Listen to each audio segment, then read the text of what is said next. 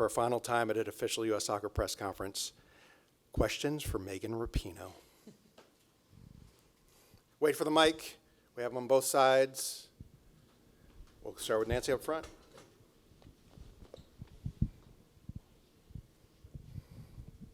Nancy Armour, USA Today. When you look back, what are you going to be most proud of, what you did on the field and the success that you helped this team have, or the impact that you made off the field? I think you guys know the answer to that question. I think, by a mile, what we've done off of the field. I think that has made such a lasting impact. I was actually talking to Becky on the bus today, and just to think of obviously where the program has grown and, you know, where the federation has grown and where we've pushed the federation to grow and just the sport in general, we've actually made that better in part. Obviously, it's not all of us, but also stepping away from the game, both of us being older, like there's so much more to even step into after our career, and I feel like we've been such a big part of that. I think we've been a big part of pushing, talking about whether it's gay rights or racial justice or trans rights, more into, every conversation around sports, and particularly around women's sports. We've been, such a driver of that and have made that just as important as what we are doing on the field. I think we really believe it is just as important. We understand what it means to not have to sacrifice who you are and what that means for your play on the field. So I'm incredibly proud of everything that we've done on the field. Obviously, we've been, a really special generation of players. But I think it says a lot about us that everything on field, I feel like, kind of pales in comparison to what we've achieved off the field, and where we've chosen to sort of throw our weight in the way that we have used what is, our greatest gift and all of our talent, and something that's really special that we were all born with, to try to make the world a better place and to try to leave the game in a much better place than where we found it. So I'm very proud of both, but I think the off-field stuff is what is most meaningful, and I think what I'm most proud of, leaving this team and leaving the game. Jeff, go ahead. Jeff Carlisle from ESPN over here. Megan, at what point did you realize that you had this immense platform and that you were going to use it to advocate for issues that were important to you as well as your teammates?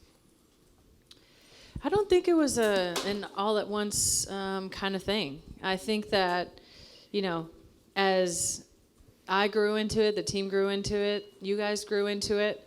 I was thinking on my way over here today, like, you guys have been such a huge part of amplifying our voices and of covering our stories and, not just the positive, but bringing things to light that, needed more than just our voices. So I think it's been an evolution, as the game has grown and as the sport has grown.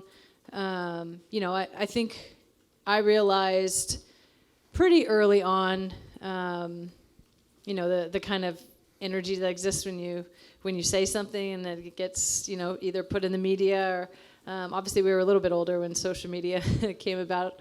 I think it was like 2011 World Cup where like Twitter was kind of like just popping off, at least for us. Maybe I'm a late adopter, and just kind of like working our way into that. But I think my experience of coming out and just after the World Cup leading into the Olympics was a big one, and just the reaction that I got, whether that was people coming up to me and saying how much that meant to them or gave them space to come out. I think I realized right then, as the popularity of the team started to grow, that people came to see us not just for what we were doing on the field, but they came to see themselves in us. And so how could we use that? How could we use, the growing platform to fight for ourselves, but also to fight for other people? And I think coming home from that first World Cup was a really eye-opening experience. When we left, I think there was like 7,000 people at Red Bull, and when we came back after not winning the World Cup, on all the morning shows, and realizing that the game had changed very dramatically for everyone in this country for women's soccer. So it's kind of a combination, kind of an evolution, but I guess if I had to pinpoint one thing, it was probably that cross. I think Sandra up front here. Sandra, CBS Sports. Hey, Megan, congrats on retirement. Not to get all like high school senior graduation moment, but what are you most excited about, looking forward to, sort of post-playing? Oh, gosh, so many things. Keep in mind, she still's got a few games left after this one as well. Yeah, I know. That's the difficult part. Yeah, I'm looking forward to my schedule being a little bit more open. I'm also a little scared about that. It's like, we're like toddlers in a lot of ways. So we need the structure, and the structure is nice, but I'm going to have to figure out how to make that work on my own. But I am looking forward to having a lot more, free time just for myself to spend with friends and family, to be able to travel a little bit more and kind of make my own choices there. I'm looking forward to a little bit of rest. Physically, it's hard. I'm like, I have to do so much more just to get the same thing out of what I'm doing. This doesn't make any sense at all. So I'm looking forward to having a little bit of downtime and letting my body rest a little bit. And honestly, I'm really excited. I obviously know that this is an ending of one chapter, but it feels very much like a beginning. I'm really excited about what's to come. I love where the game is at and where the sport is at. And just, I think women's sports in general and the whole landscape around it is in such an exciting place. And I hope to continue to be a part of that in a really big way, just on the other side of things. Who's ever? Yeah. Megan, Liz Jimenez from La Ley 107.9 FM. First of all, thank you. Thank you for all that you have done. You are a global icon of soccer and a women's community, So thank you for that, because I think that soccer, it's being one after you and before.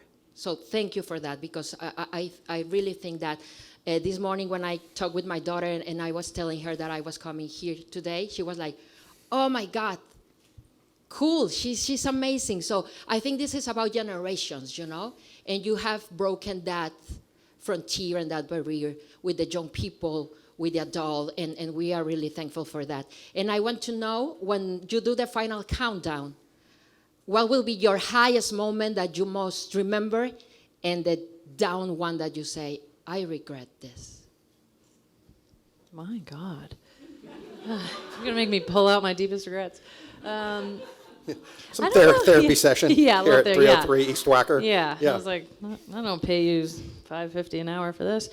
I don't know if I have any regrets. I really don't. Not to say that I haven't made plenty of mistakes and, not always gotten everything right, but I don't really have a lot of regrets. I feel like I got the most out of my career. I feel like I, did my absolute best and maximized my talent and my sort of given gifts. I've had so much fun. I've, enjoyed and celebrated along the way. So I feel really at peace. I think that's probably why I feel so at peace is, again, I don't think I've done everything right, but I've done everything the way that I wanted to, and feel like I really got the most out of this career that I possibly could have gotten. In terms of the highest moments, that's tough. London 2012 was amazing. That was, my first major world championship. That meant everything, especially being so close the year before. To be able to finally win, and growing up being such a fan of the Olympics and having that sort of nostalgia in there, just remembering what it was like to watch the Olympics and watch people win gold medals and athletes be in that kind of arena, and to do it in, an incredible game, huge stadium, obviously in Wembley, and tons of fans, and be able to win that first championship. That was very special. Obviously, the 2 World Cup wins, incredibly special. I think 2019, just a couple a once in a career personal performance with the team performance with. Our fight off of the field, obviously equal pay being a big part of that, but I think even in the years prior to that, being so vocal about racial justice and gay rights, and just feeling like the team really stepped into a new era of itself, and really took upon itself to be so much more than what we were on the field, and really focus on that. So that was, that was just like incredibly special. I don't think anything could ever really live up to that. So I think those are some of my best moments in this jersey, at least. Listen, all you Thank you. media, make sure you put AP on your date lines after Pinot, starting on Monday. Annie Costable from the Chicago Sun-Times. Megan, that conversation you mentioned having with Becky and saying there's so much more to step into after your career, not to rush your rest, but what does it look like? What does this next chapter look like? What is the next stage of Megan Rapinoe's career? I mean, I'm so excited to continue to be a part of the growth of women's sports, not just in soccer. I think the growth of our sport has coincided with the growth of the W, and hockey just announced their league, and Coco Gauff obviously is way more entertaining and popular to watch than anybody else who's playing tennis on any day. So I feel like we're in a really special time. I feel like I'm uniquely suited and very much know how to talk about women's sports, to brand women's sport. I feel like we did it. I'm kind of like, we're living in the future, so let us just have the keys. But I hope to be, a big part of that kind of business building and marketing and branding of women's sports. And I don't really necessarily want to be tied to, one thing or one organization, but, looking to use my platform and the leverage that I have, pretty similar to how I do now. I just will have a lot more free time to do so. Let's go up front here, and then we'll go back. Hello, Meg Linehan. Meg. Hi. Talking to Julie earlier this week and saying, she felt that she had grown up in this environment. And I think it's not just growing up in the environment, but making lifelong relationships with your teammates and with other people around the team. Becky being in for this training this morning, what are those emotions like, knowing that those relationships aren't going to go anywhere, but that they came from being on this team? Oh God, Meg. Sorry. Man, f*** off. you knew where you were going. I mean, it's a lot of them are already gone. So maybe it's a little easier that I've, waited most of my other peers out, because it is, particularly difficult to, even just to talk about what Becky means to me. As a person, as a player. I mean, we've been playing together since I think we were 16 years old. You just go through so much. Obviously, on the field and in those moments, the best moments, the toughest moments. But, so much that obviously you guys don't get to see, and that is just, behind closed doors or in text conversations or phone calls in the off season. We really do grow up together. We spend more time here than we do with our family or with our partners, our loved ones. So it is really special when you find people in this environment that you really do click with.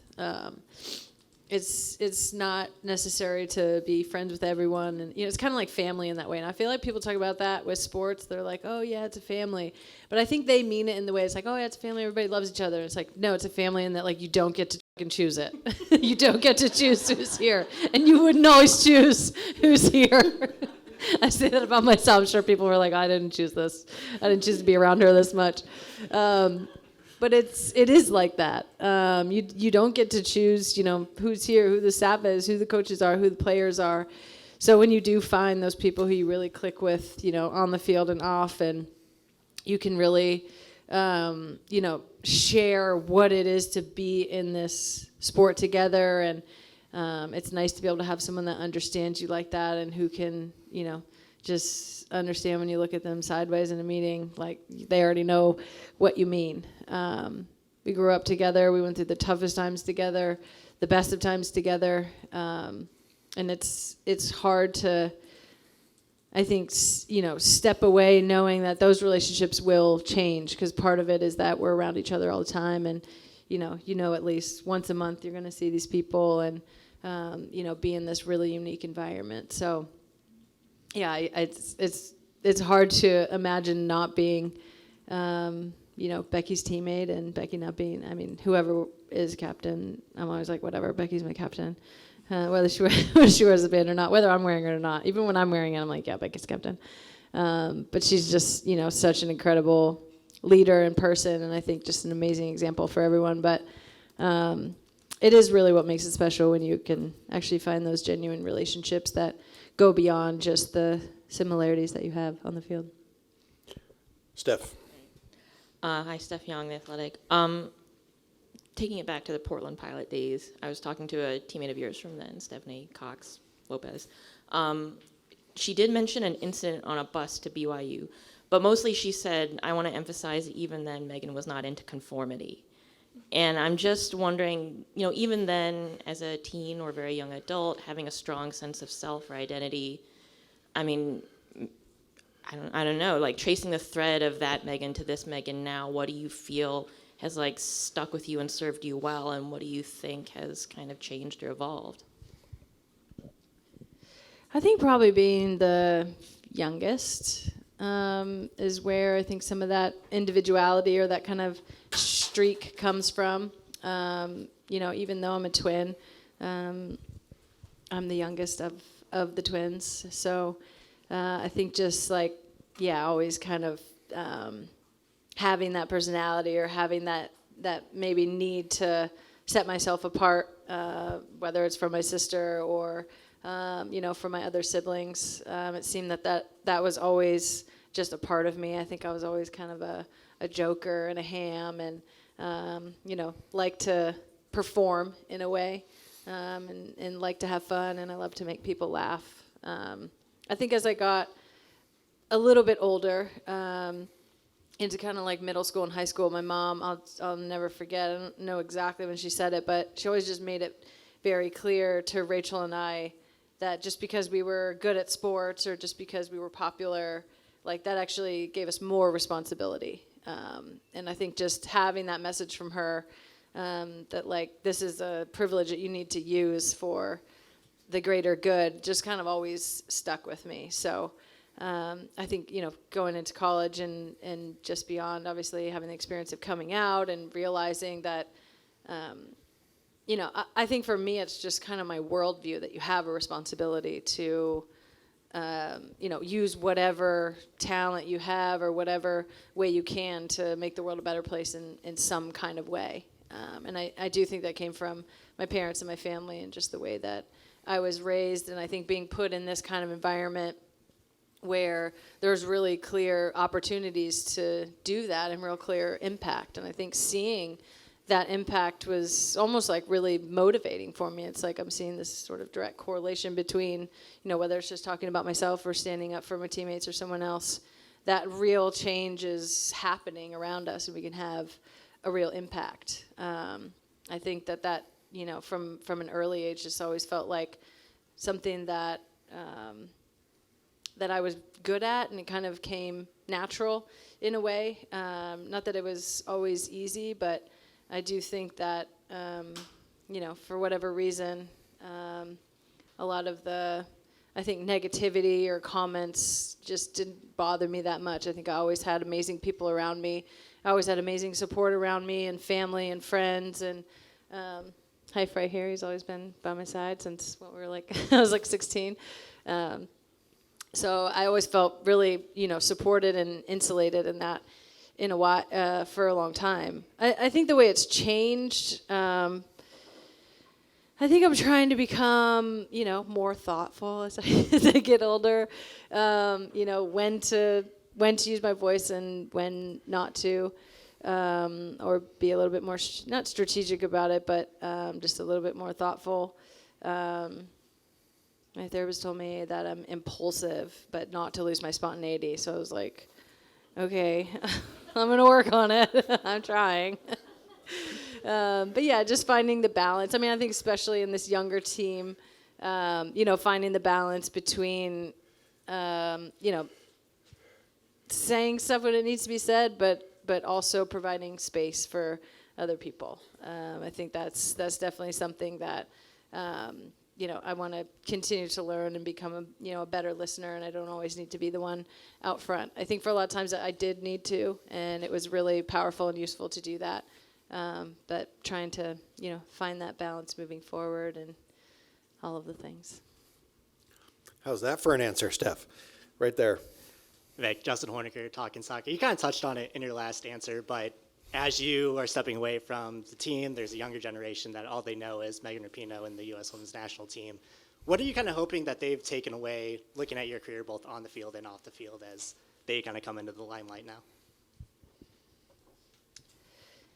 I mean, before I was on the team, nobody knew about me. They only knew about, Abby and Mia and the rest of them. So I think just that, like, you got to make your own way. You have the opportunity, they have an incredible platform to express themselves. And I think, because a lot of the work that my generation of players has done, they have an even larger platform to express themselves and talk about the things they want to talk about and what's meaningful for them. And I think, on the field, I think just be yourself. I think that's what I would say the most. I mean, on and off the field, really. It's not worth hiding any part of yourself or playing it safe, or drives me nuts whenever I hear, well, the coach wants me to, and I'm like, well, is it working? If it's not, you're the one playing, and you're the one that's going to be benched if it doesn't work. So I feel like just, trying to express to them, whether, implicit or explicitly, like, it's up to you. Like, this is your career. This is your special talent. So, like, really live into that and take ownership of that. And I think just to enjoy it. I think everybody, especially on this team, plays the best when they're enjoying it. So, you only get this one opportunity to live this crazy life that we do. It's so rare. It's so unique. It's so beautiful. So, do it the way that you want to do it, and express yourself as much as possible, and just always believe in yourself. Claire Watkins, Just Women's Sports. Jumping off of that, actually, there's leaving the team in a time of high transition. A lot of things are changing.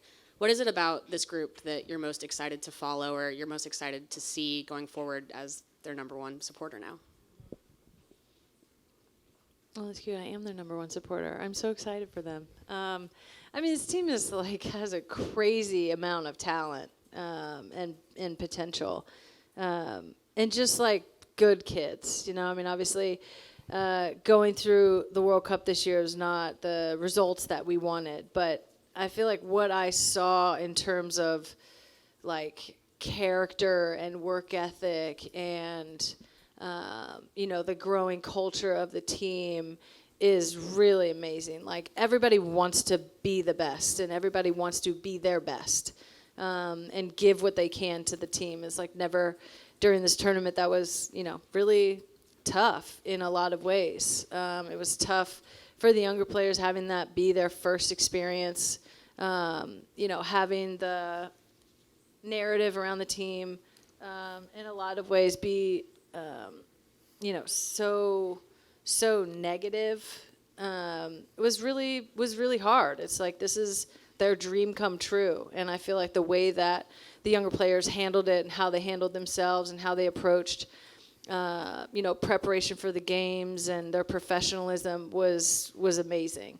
And I think the World Cup will be a great learning lesson for them moving forward. But I feel like I think that's why I have such peace also about moving on. Is like, I look at players like Soph Smith or Naomi, Trin, like the squad is in very, very good hands if those are the ones that are holding it moving forward. And obviously you still have veteran players involved, but I'm so excited to see, what they do and to see where, not only they take the team on the field, but off the field as well. I think there's a lot of players that are really passionate about things off the field. I mean, even, Naomi at such a young age, making such a point to talk about mental health this year. And, obviously she was really close to Katie from Stanford. So just to me, that is like such a mature thing, and like shows so much about her character. And I feel like so many players and, on the team right now will take sort of the disappointment from this tournament, but turn it into something really beautiful. Just a couple more, go ahead. Hi, Megan. Tamara Griffin, Anscape, ESPN. I'm wondering if you can reflect on the concept of joy and your relationship to joy throughout your career, particularly in moments where it felt like an active choice and an act of resistance because you were not expected to be joyful or to have a sense of humor or to look like you were having fun, and whether you think that that in itself is part of the legacy that you're leaving. I think it is part of the legacy. I think there can often like be this narrative around sports that if you aren't like, just 100% locked in all the time, then you're not committed, which we all know is like not possible. We all have a range of emotions. I think for me, I simultaneously take this as serious as I can while not taking it, that serious at all. It's at the end of the day, it is a game, and it is something that is a privilege to play, and something that I was doing the same thing when I was 7 as I'm doing now. And so I think there is something that has to stay that way about it, and I think keeps you inspired and keeps you motivated. It's too difficult to like be in the doldrums of like focus all the time. That's just not realistic. And I think particularly for this team who has so much pressure on it all the time, certainly on the field, but I know, especially for us during the last, 7 years, so much pressure about everything that we said, everything that we did, whether we were kneeling or talking about equal pay or, talking about trans rights, there's so much pressure on us. Like, we have the right to enjoy what we're doing as well. And I think a lot of times my joy or expressions of joy was like, absolutely an act of resistance or, a big glaring sort of middle finger to everyone. Like, this is my life and this is my career, and I get to do with it what I want to do with it. And we get to express ourselves the way that we want to express ourselves. And I think, the team not only has a right to do that, but has earned that right to do that. And I think it's something that has always been kind of a secret weapon for this team of showing up and being serious and being a certain way when we need to, but also kind of what I was saying before of just like, this is a game and we know we're lucky to play it, and we're going to get every single thing out of it that we can. We're going to celebrate in moments that, we feel like we deserve that celebration. Whether we win or it's just a game or we've won the whole thing or, moved on to the next round of a tournament. Like, I think you can't go back and enjoy any of these moments. So you don't do it in the moment, it's just gone. And I think that's something that we've tried to, as older players have tried to pass on to the younger players as well. Like, you work hard, you deserve to celebrate, those moments where you're successful and those moments where you have that good stuff coming to you. So, yeah, I think I very much used it. I think it's just my natural disposition as well. I'm like, we're here. I mean, we might as well enjoy ourselves and have fun and, joke around and, be light in an environment that, is stressful and we have a lot of pressure on us. But I think I've also, used it as a form of resistance and, as a way to just continually stake out space for myself and other people around me. Well, I think there's no better way to end this than on joy, as Megan has brought a lot of joy to a lot of people around the world. So I guess I will say, for those who have worked with you, watched you, covered you, it's been an honor. Thank you.